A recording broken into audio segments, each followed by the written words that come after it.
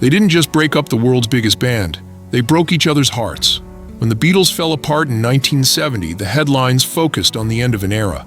But behind the scenes, John Lennon and Paul McCartney were watching a friendship forged in teenage bedrooms and smoky rehearsal spaces collapse under the pressure of money, managers, and pride.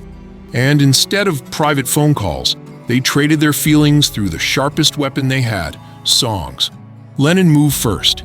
His debut solo record, Plastic Ono Band, was raw and unapologetic, a manifesto for leaving the past behind.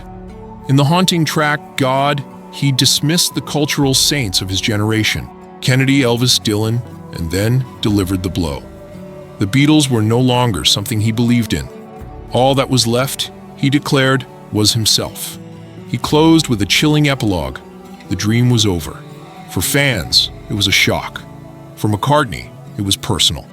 McCartney's answer came a year later, tucked inside the deceptively bright harmonies of Ram. Too many people took aim at Lennon and Yoko Ono, painting them as self-appointed gurus, and hinting that Lennon's decision to end the band had destroyed something rare. If McCartney's jab was sly, Lennon's counterpunch was a bare-knuckle swing. On Imagine, How Do You Sleep tore into McCartney's talent, belittled his role in the Beatles, and mocked the Paul is Dead conspiracy. McCartney later learned that Lennon hadn't written it alone. Yoko and manager Allen Klein had egged him on, with Klein even suggesting the most cutting line, that McCartney's only real achievement was yesterday, and that he was now nothing more than another day. It wasn't just cruel, it reduced years of work to one song. But somewhere beneath the anger, McCartney still wanted peace. Later in 1971, with his new band Wings, he closed Wildlife with Dear Friend, a gentle piano ballad, asking whether Lennon's venom came from real belief or from fear. They never discussed it face to face, but the public sniping stopped soon after.